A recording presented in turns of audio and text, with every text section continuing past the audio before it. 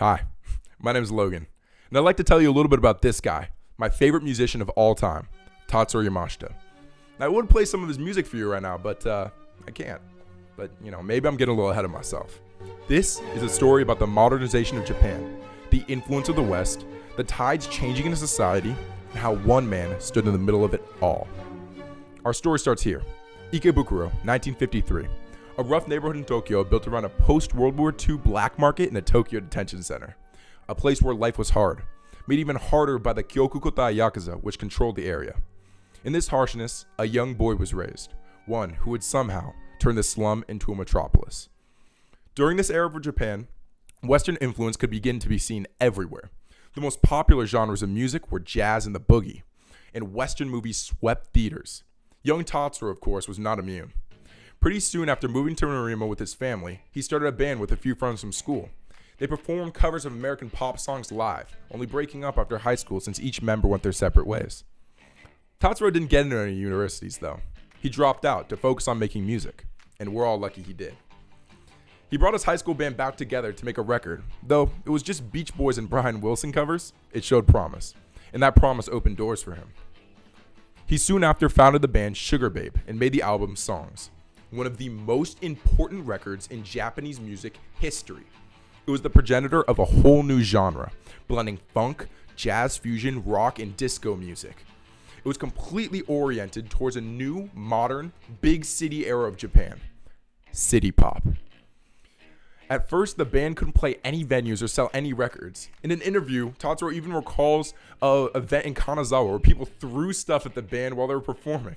Still, there was a small cult following of college students who were swept away by the new sound, a vision for a shining, chrome-plated future for Japan.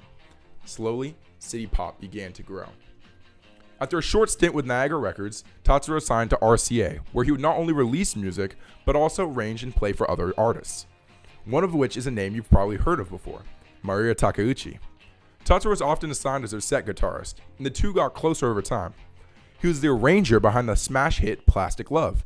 You know it's plastic love.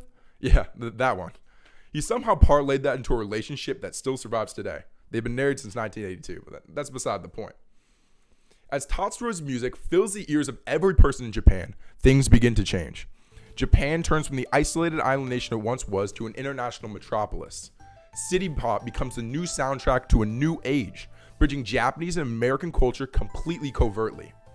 The shadows of Ikebukuro were shined upon, the Yakuza disbanded, and the prison was replaced with the biggest skyscraper in Japan at the time.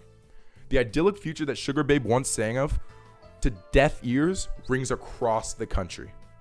And I could go on for hours, impacting all the ways Tatsuro has influenced the music and the culture of Japan.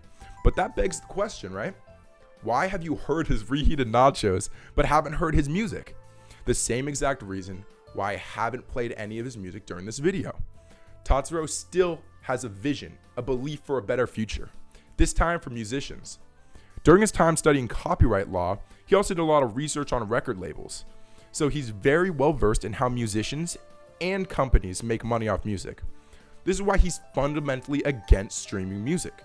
He believes that companies make far too much money off music they have no hand in creating, and musicians don't make enough to survive.